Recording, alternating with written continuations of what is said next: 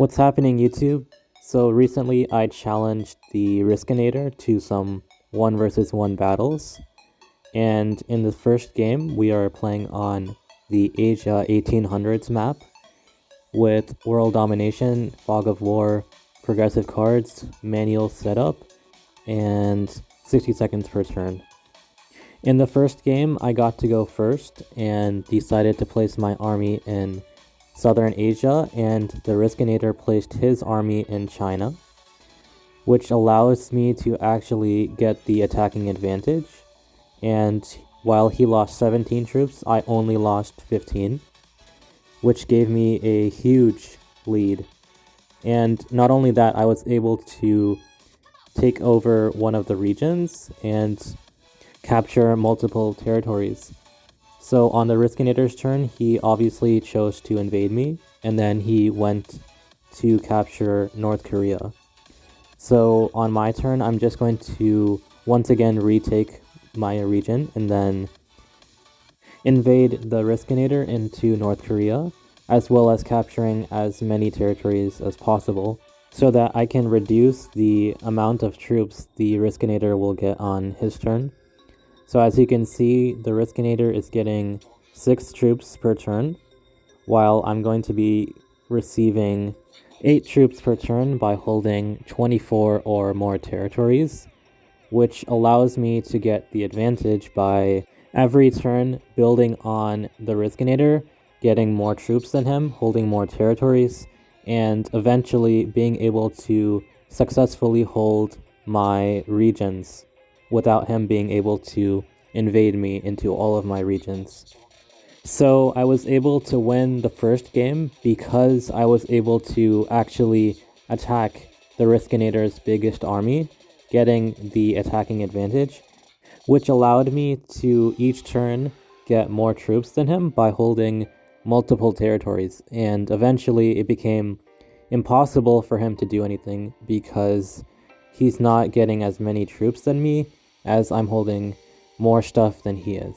So the series is now 1-0 in my favor, and the first player to get 5 points will actually win the series.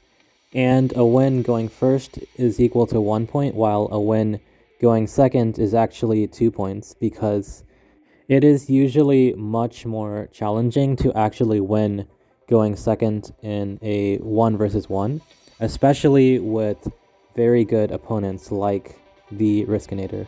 So in the final turn, I'm just finishing off the rest of his territories, and now I'm up 1-0 going into match number 2.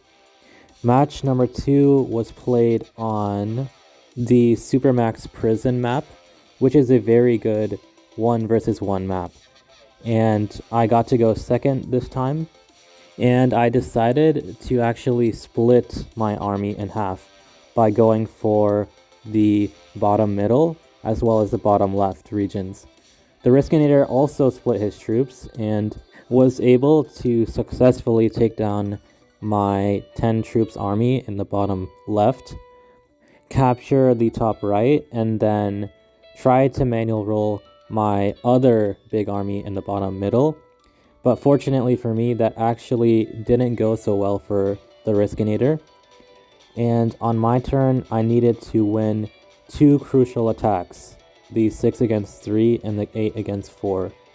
So even though the chances of that were in my favor, if I had lost either one of those, or even both of them, then it would be very likely that I would have lost this game immediately. So fortunately enough for me, I was able to break through, but I wasn't able to capture the top right. On the Riskinator's turn, he actually chose to try to capture the top right region, but was unsuccessful. On my turn, I decided to actually go for the bottom middle, and then properly defend it with my 5 troops army. So on the Riskinator's turn, he actually needed to win the 7 against 5, which was also in his favor, but if he had lost that, then it's very likely that I would have won immediately as well. So far, the dice rolls have been pretty balanced in both of our favors. So on my turn, I once again tried to take over the bottom middle, but I made sure that I didn't unleash the Riskinator's troops from the middle, and then I actually fortified some troops to the middle so that I can bounce back once he invades me into my region. So the Riskinator was fortunate to have a set at 3, which allowed him to not only invade me, but also capture a region for himself.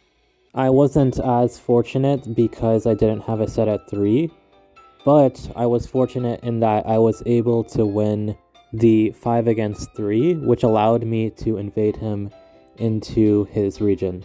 I also decided to fortify my troops from the top middle into the middle because I wanted to have an army that was ready to invade him, but I didn't want him to attack my army right away, which is why I chose to move it back there. And on my turn, I was able to get a set at 4, which allowed me to invade him into the top right and capture some extra territories in order to limit the amount of troops that he will get on his turn. And once again, I chose to fortify my troops to the middle so that I have access to the top middle for when the Riskinator captures it. So now, instead of needing to win a 7 against 7 blitz roll, I only needed to win a 9 against 7, and with good manual rolls, I was able to successfully invade him. Once again, I'm deciding to put my army into the middle so that my army is ready for wherever he chooses to go. At this point in the game, we are basically just fighting over the top middle, and each turn the Riskinator captures the top middle, I need to make sure that I invade him, or else he will be able to hold it and get a huge troop advantage over me. On his turn, the Riskinator did something interesting by choosing to go for the bottom left instead of the top middle. However, this is not a problem for me because I already had those troops waiting in the middle, so all I needed to do was use deployment troops in order to invade him into the bottom left. On my last turn, I could have turned in my set at 4, but I chose not to because I wanted to get a bigger set than the Riskinator so that I can attack back with a much bigger army. And that's exactly what happened. The Riskinator turned in a set for 8 troops while I got to turn in my set for 10, which allowed me to bounce back with a much bigger force, breaking through with an 8 against 3 and the 14 against 8. At this point, I have a huge advantage, and the Riskinator needs to rely on getting a set at 3 in order to bounce back. However, the Riskinator did not have a set at 3, which means that the victory should be mine because I'm holding many more territories than him. And in addition, I also have a set at 3 if necessary to secure my advantage. So the Riskinator once again tries to recapture the top right. However, he was unable to capture it. And on my turn, I decided once again not to turn in my sets, even though I had a set at 3, because I wanted to turn in my set after the Riskinator in order to bounce back with a bigger army than him. So the Riskinator had a set at 4, which allowed him to invade me into my regions and capture some extra territories. However, he was unable to capture a region for himself. And what's more is I was actually able to get 7 troops on my turn without even turning in a set because I'm holding 21 or more territories. And the Riskinator needs to invade me with a 4 against 3. However, that didn't go so well because the odds of that working are actually very low. So at this point, the game is fully over because I turn in my set and am able to capture almost all of his territories. So now I'm winning the series 3-0 going into match number 3. Match number 3 will be played on the French Revolution map with Capital Conquest as the game mode. So in game number 3, I got to go second once again, and I decided to place my capital in the bottom right region, while the Riskinator chose to place his capital in central France, which is a very good territory to go for when you're going first, because the capital in central France usually is always unblocked, and the only way to try to block it is if you actually let them hold central France, which is not a good idea, obviously, because that will just give them a huge advantage, as holding central France gives you 5 extra troops per turn. So on my turn, after the Riskinator captured almost the entire map, I needed to respond by recapturing everything that he took and fortifying back to my capital. On the Riskinator's turn, he once again invaded me into my regions and captured many territories. If you're wondering why I placed my capital in the bottom right, it's because I'm trying to capture it and hold it by having one of my borders being the capital, so that it's literally impossible for him to break through that border without also breaking through my capital. So basically what I'm hoping for is having more troops than he has on my capital, so that once it is safe, I can try to blitz his capital for the victory after the third round is over. And that's exactly what happened. First, I decided to do one manual roll before going for the 80% chance blitz roll. However, I actually ended up losing that, unfortunately, which means that the Riskinator was able to get the victory, and the series is now 3-1 going into game number 4. In game number 4, we decided to play on classic capitals, and the Riskinator is once again going first. And not surprisingly, he's going for the North Africa strategy, which is the best strategy to win going first by far. So in order to try to counter that, I placed my capital on the Middle East, and then each turn invading him into Africa, so that his capital on North Africa will remain blocked, so that he can't capture many territories on his turn. So after invading him into Africa, I also decided to capture Australia and Asia, fortifying my 8 troops to my capital on the Middle East. On the Riskinator's turn, he decided to invade me into Australia and then recapture Africa, fortifying his troops back to protect his capital, which was smart.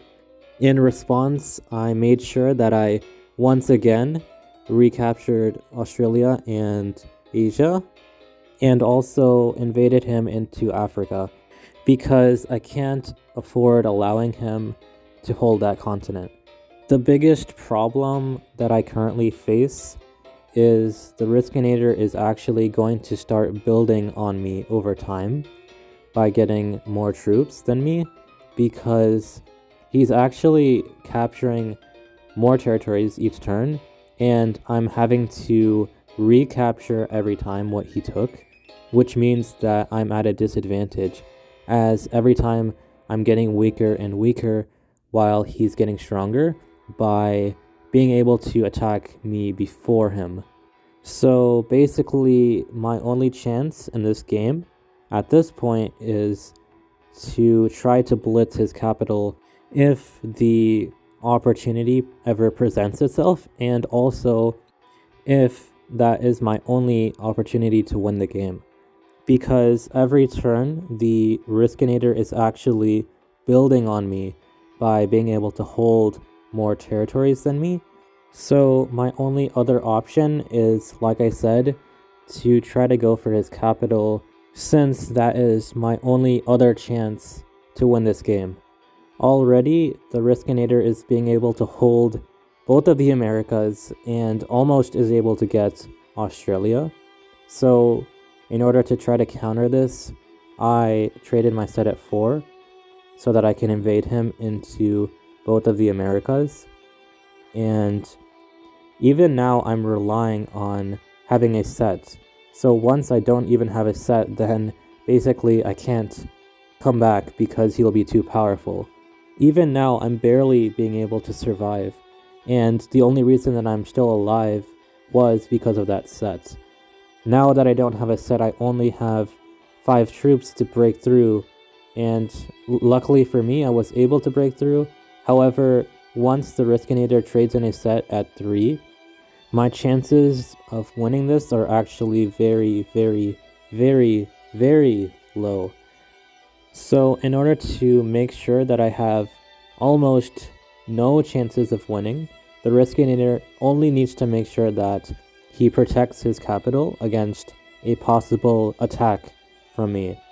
Already, I can't even invade him into Australia, not to mention South America, so I'm struggling to even survive in this game. So my only chance to have any chance in this game is to try to go for his capital once I have a set. However, I was unfortunate because I did not have a set at 4 cards, and already the Riskinator is getting 17 troops per turn, which means that he should be able to win this as long as he protects his capital. However, he did not choose to fortify those troops from North America to North Africa, which gives me some chances to win this. First, I start by doing some manual rolls, and then I decided to blitz it at 78% to win the attack. So I win the series 5-1.